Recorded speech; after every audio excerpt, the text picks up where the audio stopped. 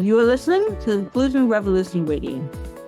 I'm your podcast host, Novie Craven.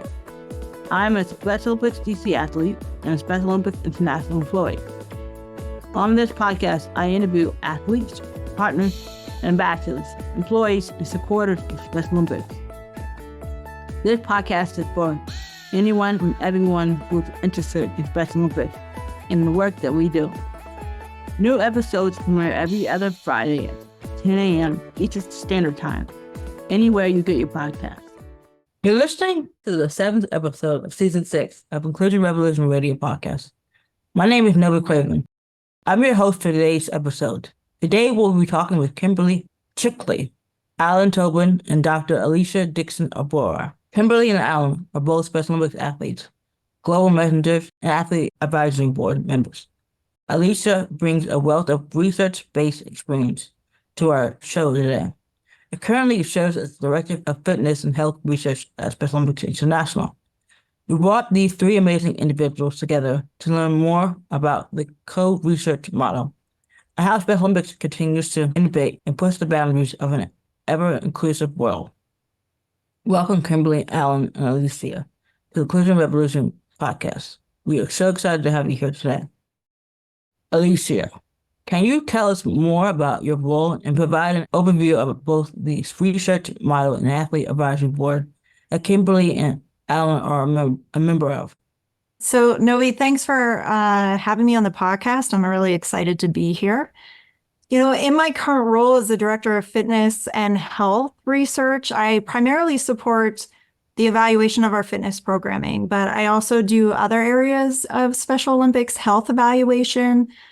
Recently, I've been working with our Healthy Athletes Director to add questions from the Centers of Disease Control and the World Health Organization into our Healthy Athletes forms so we can have some comparable data among our athletes to national and global populations.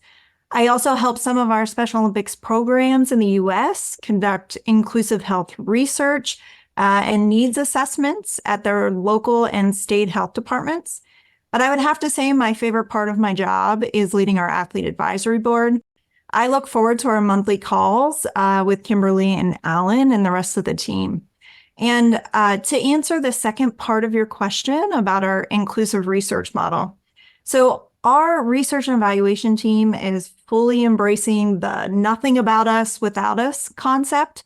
This is a really popular phrase in disability and health, and it truly means that we are including people with disabilities, our athletes, in the research process, either as co-researchers or advisors in all stages of our evaluation. So this includes coming up with the questions to collecting the data and helping us disseminate the findings. Here at SOI, we have two different levels of the inclusive research approach. The first level is the Special Olympics International Athlete Advisory Board, and that's what Kimberly and Alan are a part of. This includes a board of athletes across the United States. Currently, we are expanding this for global representation. And this board serves as advisors on the research process. They've received inclusive research training, so they can provide feedback on the research process while they're also incorporating the perspectives and their own lived experiences of the athlete perspective. The current evaluation is the Project Allstar. This is the project this group is currently working on, which is our longitudinal evaluation on health. And I hope I get to talk more about that later in the podcast.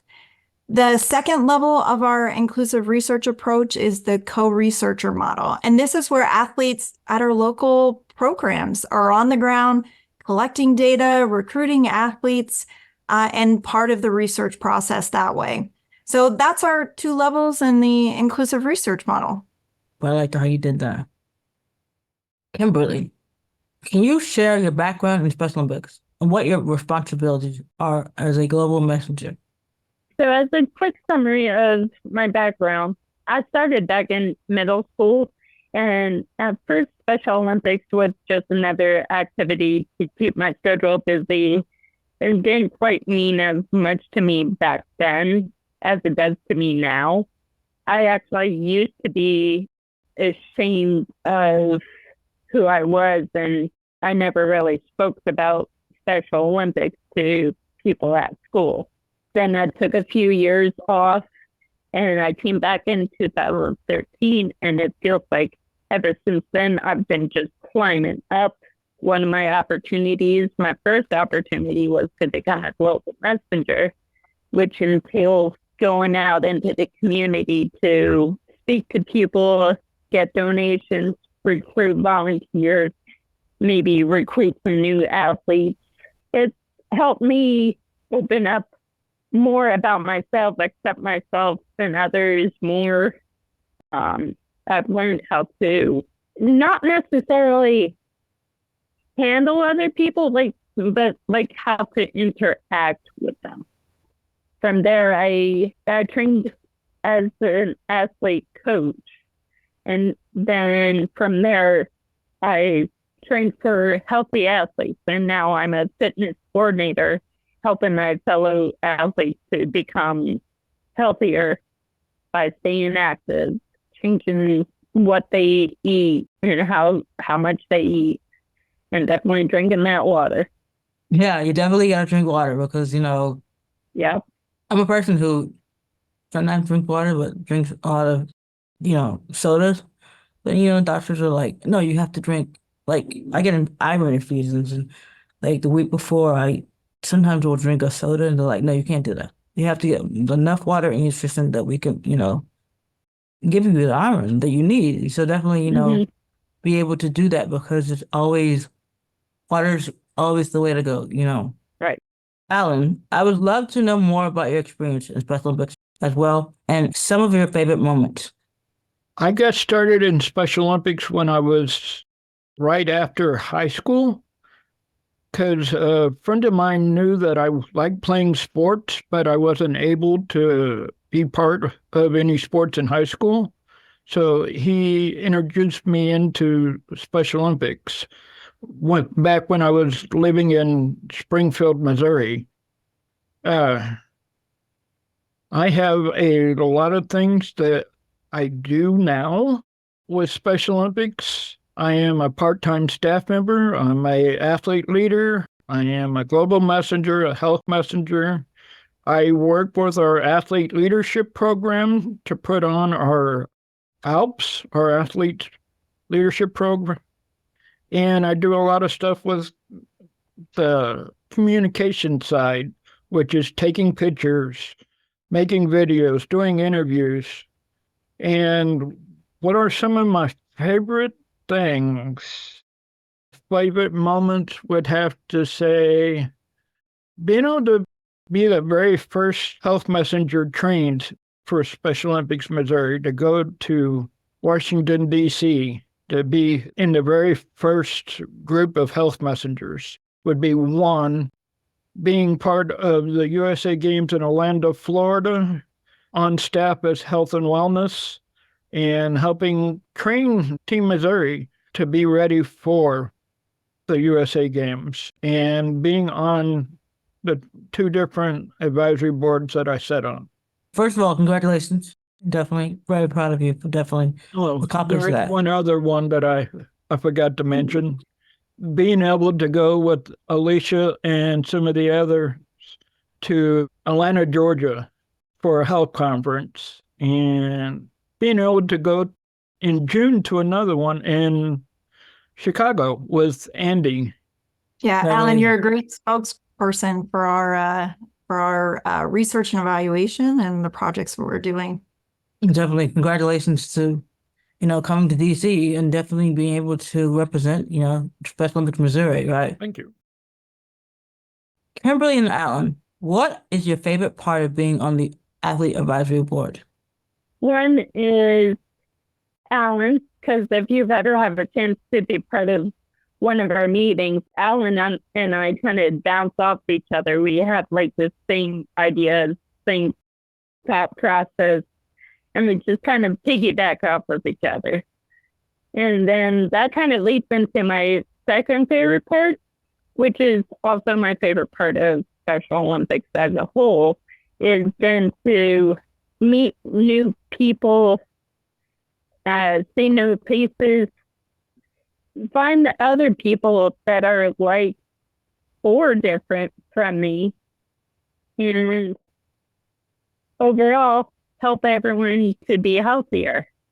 Definitely, being part of Special Olympics is amazing because you get to meet the athletes, but also, get to know the families. And definitely, that says a whole lot because, families are involved, you're involved, and just being part of an organization is always amazing. So thank you so much.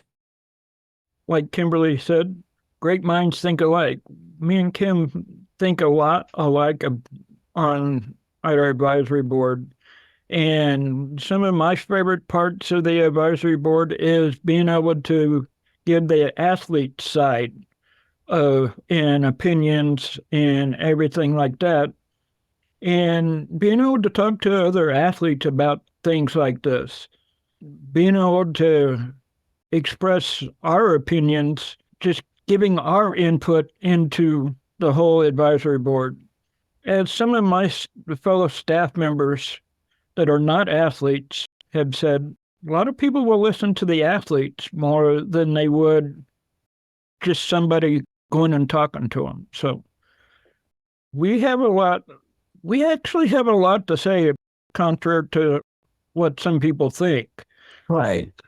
And that's how things have changed in Special Correct. Olympics is because Correct. they listen to us. Correct. My state, Missouri, says Mhm. for the athletes, by the athletes. So Correct. When you hear an athlete talk about important situation, people will like, okay, people are like, it's like people say when I talk about Special Olympics, they're like, it's for people with wheelchairs. That's one thing. When people they're blind, that's another thing. And then they're like, "Oh, do you do any sports?" And I name all the sports I do. And they're like, "You can do all those sports in one time." I said, "No, we have a fall, spring, and summer. We play different sports throughout the months." And definitely, people are like, "Really?" And yeah, then they they're don't like, realize Special Olympics is a year-round thing. They think right. it's only And they're like, once every "Oh, 4 years. I'm like, no, it's 365 days a year. correct." And it's like they're taken back. They're like, and sometimes I'll back into events that I do, and they're like, "My gosh, you're fast." They're taken back. It's just like, well, I'm sorry, I just offended you. And I'm like, well, don't worry about it. So to kind of go with what you're saying, Novie, I will have to say I've been kind of put into my place competitionally because, like you said, people are like, oh, well, that person's different, so they're not going to be able to do this. And they're the people that will take me out in a competition. I want to build off of what Alan had mentioned earlier about giving a voice and that athletes have things to say and they should be heard. And I think it's really important too that when we talk about research and evaluation projects and activities, when the athlete is going to other athletes and sharing about the project and about the work, it actually could reduce some of the fear about research and evaluation. It could empower them to want to do it because, hey, another athlete is talking about this project and they're included in the research and evaluation too. So I just wanted to build off of what Alan had mentioned earlier about, athletes do have a voice and it's very powerful to engage other athletes in health and research and a lot of things in Special Olympics. Amazing. Continue to do the great work you're doing. It was definitely amazing. What amazing job. Alicia, can you provide insight into the project Allstar and how Athlete Advisory Board contributes to this innovation? Well, I'm really excited to share about the project Allstar. We've been working on this project for multiple years now. We've been gathering information from our athletes, of course, but also Special Olympics programs and our science advisory board. So this project, we are developing a longitudinal evaluation that can capture the long-term impacts of Special Olympics participation on health. So how does sport, health programs, how does leadership, how is that affecting the health of our athletes long-term? their physical health, their social emotional health, their mental health. So this is Project Allstar, and we're rolling this out in 4 states this year, including Special Olympics Wisconsin, Pennsylvania, Minnesota, and Arizona. And at each of these 4 locations, we have embedded research coordinators to help roll the project out. But soon, the research coordinators will also have the help of our athlete co-researchers. So these programs are actively recruiting athletes to serve in a co-researcher role. And for this advisory board that, Alan and Kimberly are a part of, they have been advisors in this project from the very beginning. In our kind of gathering phase of getting information, we hosted a couple focus groups with our athletes. Alan and Kimberly were part of the very first focus group, actually. In 2022, we hosted that focus group with them. And, initially we had thought, okay, let's host some focus groups with the athletes, our programs, some health staff, get the information from those group discussions, and then let's build this Project Allstar, this longitudinal evaluation from those discussions. Well, we were having the athlete focus group, and Amanda, who is another member of our athlete advisory board, at the end of that discussion, she said, well, when's our next meeting? When are we going to meet again? And how can I tell other people about this project? And really from there, we decided, of course, why wouldn't we want our athletes to be a part of this project from the beginning, from the development to rolling it out? So, we're really grateful for Amanda for asking that question, because it really jump-started what we have in our athlete advisory board, and, that we meet with them, monthly to have these discussions and to help us develop this project and roll it out. And to date, this athlete advisory board has provided feedback on our Project Allstar recruitment materials, so how our wording looks on our flyers. A few of our members are getting ready to film a recruitment video to get other athletes involved in the project. This board has created a summary document describing it and something that we can hand out to other athletes and families about the project. They've helped us to develop the questions that we ask, the best way we can use technology to collect data among our athlete population.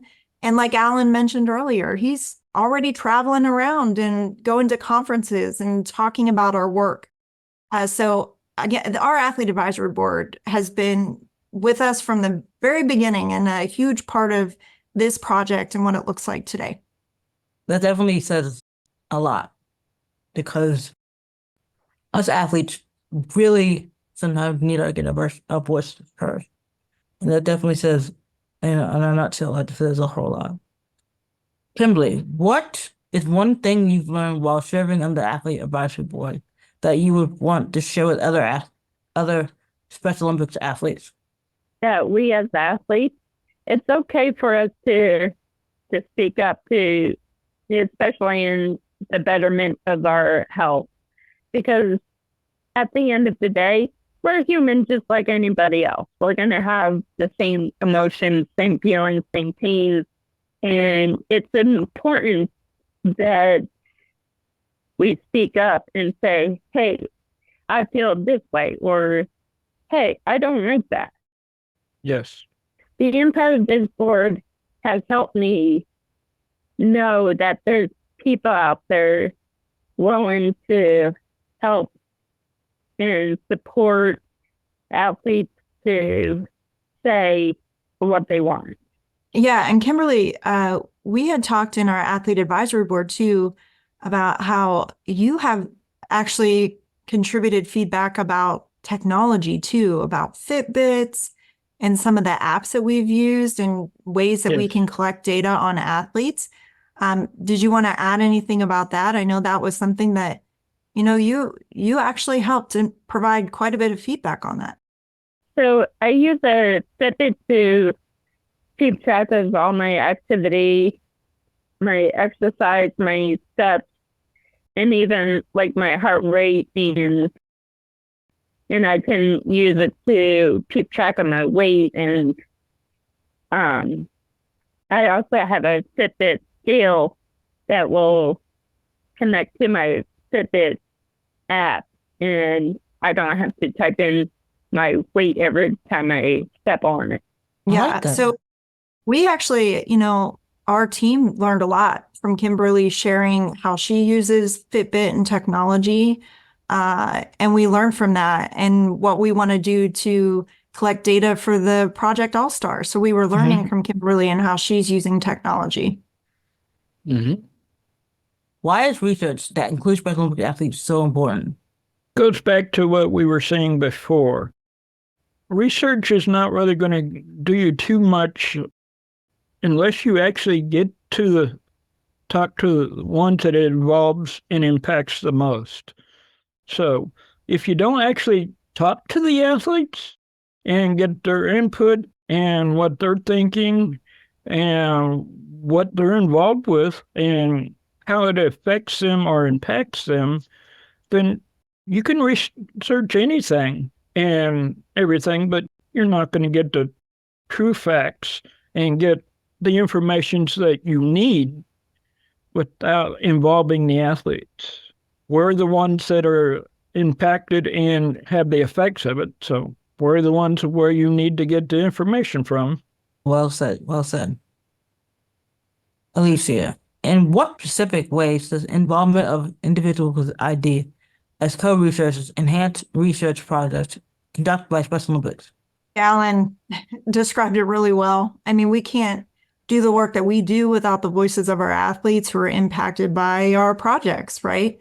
So to add to his response, I would say why we include people and athletes in our process is to make sure that it reflects the experiences of our athletes. It gives athletes ownership of the project because they've been a part of it from the beginning. And lastly, I would just say, it makes our evaluations accessible. Our surveys make more sense to athletes. The way we collect the information is athlete approved, and the data we receive is more relatable. It's more valid because our athletes were a part of the process. Sometimes we as athletes know a little bit more about another athlete better than the coaches do. So this helps us. If they cannot speak for themselves, we can speak for them, but still from an athlete perspective. To add to both of that, from the Athlete Advisory Board perspective, we want a diverse group of people. We want to hear the voices of all of our athletes. So that is something that we're striving for, is to make sure that we have, diversity across the board, and that we can hear the voices of all of our athletes. And I think, Alan and Kimberly do a great job being the voice for a lot of athletes in their state, as well as the other athlete advisory boards. We appreciate the athlete perspective and the diversity that it brings, and the diverse group that we have in our board. There's one other thing I wanted to say before we move on. There's some of our athletes in Missouri that they will come to me, talk to me before they would even their parents, their coaches, or family, because I'm an athlete. So they feel more comfortable talking to another athlete. I have athletes that will flock to me just to be there with me, because I kind of developed that vibe where you're welcome to be in my space. And some of them have come to me with something they wanted to say. And if it needed to be passed on, I could do that for them. Well said. Alicia, what does inclusion mean to you? I'm going to put on a public health researcher hat for this answer. So I would say inclusion to me means more than just acknowledging that there are health disparities. So differences in health that we know are preventable between people with disabilities and people without. So it's more than saying, I know that there are differences. I know there's health disparities, and it's more of a proactive approach. We need to identify the barriers. We need to know what is preventing people from accessing healthcare and health promotion programs. And we need to determine ways to overcome them so that everybody has the opportunity to live a fulfilling and healthy life. And, as a researcher, this whole podcast was about inclusion as it relates to including families, including athletes throughout the research process, and making sure their voices are heard and valued so that we can create impactful programs and interventions that can address their needs and reduce those health disparities. So that's what I believe inclusion means to me. Kimberly, what does inclusion mean to you? That you include everybody.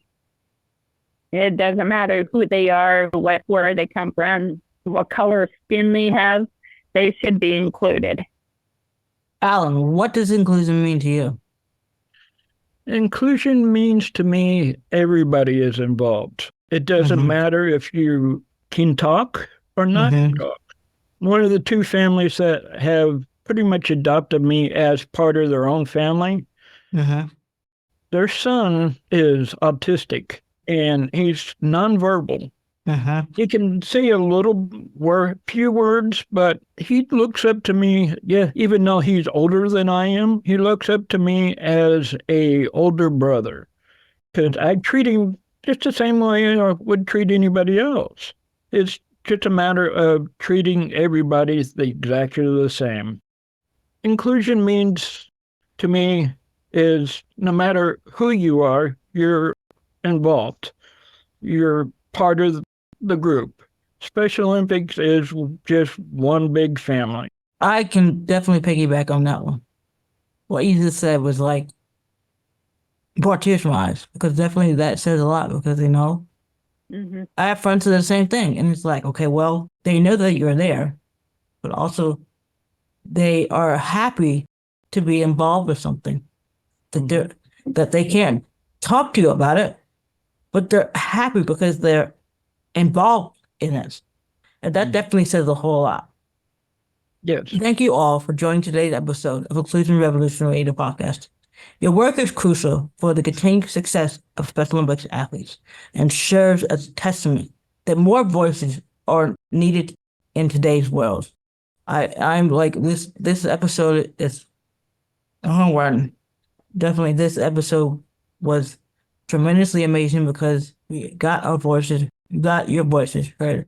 So thank you so much for everything, and I cannot wait for you guys to share the whole episode. But definitely what a tremendously job this episode was, and it's going to be a home run. So definitely share it on your platforms. Definitely being able to express what health really, and why health is so important to you guys. So thank you so much. Well, thank you, Novie. You're a tremendous host. You did an awesome job too, Novie. Thank you. You did great. Thank you. Thank you for listening to Inclusion Revolution Radio. Don't forget to subscribe. Tune in again in 2 weeks for a new episode.